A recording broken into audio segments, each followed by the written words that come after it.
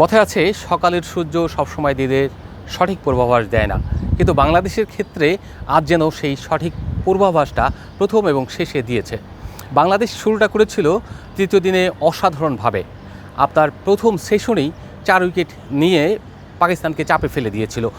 যদিও সেকেন্ড সেশনে কিছুটা ঘুরে দাঁড়িয়েছিল পাকিস্তান, সেখান থেকে শেষ সেশনটা বাংলাদেশ শেষ করেছে বিনা উইকেটে।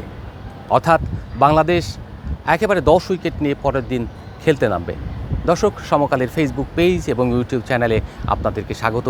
আমি সিকান্দার আলী মিরপুর শেরেবাংলা স্টেডিয়াম থেকে যুক্ত হয়েছি।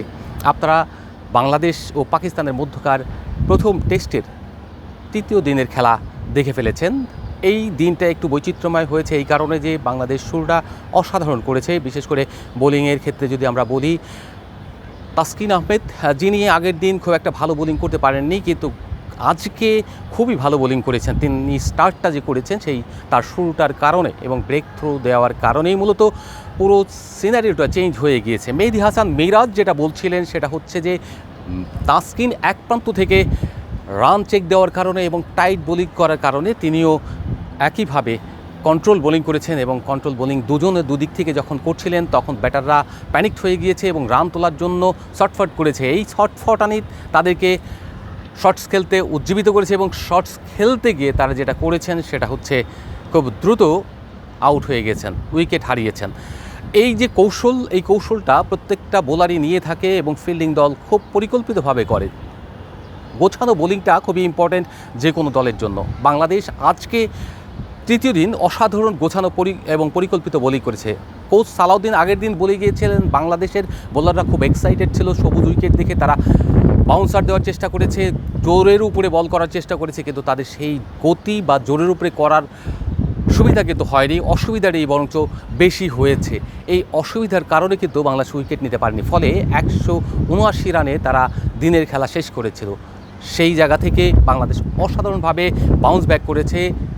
মাত্র 70+ রানে তারা প্রথম সেশনটা শেষ করতে পেরেছে পাকিস্তান 4 উইকেট হারিয়ে। পরবর্তীতে বৃষ্টি যেটা এলো তার মধ্যে চা বিরতি হয়ে গিয়েছিল।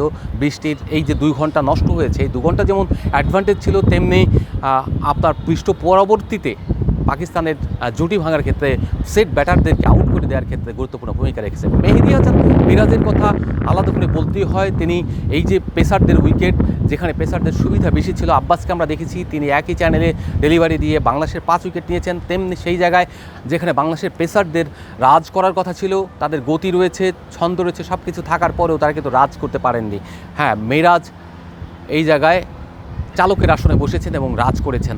একজন স্পিনার, অফ স্পিনার, তার যে ডেডিকেশন, তিনি যে একই চ্যানেলে বল করতে পারেন এবং উইকেট বের করতে পারেন, সেটার মুনশিয়ানা আবার দেখিয়ে দিলেন এই মিরপুর শেরেবাংলা স্টেডিয়ামে। তিনি 14 অর্থাৎ 14তম 5 উইকেট টেস্ট ইনিংসে নিলেন। এই যে নিলে পাকিস্তানের বিপক্ষে এই উইকেটগুলি নেয়া, যেটা বাংলাদেশকে লিড এনে দিতে সহায়তা করেছে। শেষের উইকেটটা নিয়েছেন তাইজুল ইসলাম, যিনি বাঁহাতি স্পিনার খুব বেশি এফেক্টিভ ছিল না এখানে, কারণ হচ্ছে তাদের ম্যাক্সিমাম ব্যাটারি ছিলেন এখানে বাঁহাতি, ফলে ডানহাতি বাঁহাতির যে একটা কম্বিনেশন চলে, অফ স্পিনার যদি এখানে নাইম ইসলাম যদি খেলার সুযোগ পেতেন, তাহলে নাইম হাসান, তাহলে হয়তো আর একটু অ্যাডভান্টেজ পাওয়ার সম্ভাবনা ছিল। মেহেদী হাসান মিরাজের সঙ্গে তখন নাইম হাসান 2 প্রান্ত থেকে যদি 2 অফ স্পিনার আপনার লাগাতার বোলিং করতো, তাহলে হয়তো আরও অনেক বেশি আগে অল আউট করা সম্ভব হতো এবং সেক্ষেত্রে বাংলাদেশ এই অল্প লিডের থেকেও অনেক বেশি লিড পাওয়ার সম্ভাবনা থাকতো। 100 রানের যদি লিড নিতে পারতো এখানে, কিংবা তার থেকে একটু কম 80-90 রানের, তাহলে বাংলাদেশের জন্য যেটা হতো, সেকেন্ড ইনিংসে আপনার যদি 200 রান 250 রানও করতো, তাহলে 300-350 রানের লিড হয়ে যেত। এই যে 350 রান হলে ফিফথ ডেতে গিয়ে বাংলাদেশের এই কন্ডিশনে কোনোভাবেই যদি বৃষ্টি বাগড়া না দেয়, তাহলে পাকিস্তানের পক্ষে সম্ভব হতো না ক্যারি করা বা চেজ করা।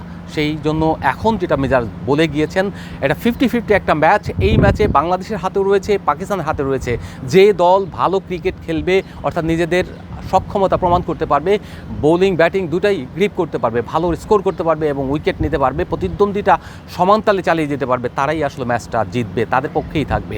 যদি প্রাকৃতিকভাবে কোনো কিছু না ঘটে, অর্থাৎ বৃষ্টিতে সময়ক্ষেপণ না করায় বা সময় খেয়ে না নেয় তাহলে কিন্তু দেখবেন যে আপনার এই ম্যাচে রেজাল্ট হবে, এবং রেজাল্ট হলে দুই দিকের যে কোনো দিকে যেতে পারে। বাংলাদেশের সম্ভাবনা অনেক বেশি, সেটা নির্ভর করছে চতুর্থ দিন সকালের প্রথম সেশনটায় বাংলাদেশ কতটা গোছানো ব্যাটিং করতে পারে। যদি 1 উইকেটের বেশি না দেয় এক সেশনে, তাহলে কিন্তু বাংলাদেশ পুরো দিন যদি ব্যাটিং করতে পারে তা একটা বড় লিড পাওয়ার সম্ভাবনা থাকবে, বা অর্থাৎ যদি 300 নাও যেতে পারে, 250 বা 275 রান করতে পারে, সেই ক্ষেত্রে আরও 30 রান যোগ করে 300+ হয়ে যায়। এবং পরের দিন অপেক্ষা না করে বা 1 ঘন্টা আধা ঘন্টা ব্যাটিং করার পরে ডিক্লেয়ার দিয়ে যত তাড়াতাড়ি পারা যায় অল আউট করার জন্য ঝাঁপিয়ে পড়তে হবে। সেটা হলো স্পিনারদের দিয়েই কাজে লাগাতে হবে, বিকজ অফ 5th ডের উইকেট সাধারণত স্পিনাররাই সুবিধা বেশি পাবেন। তার সঙ্গে যদি পেসাররা একটু চেপে ধরতে পারেন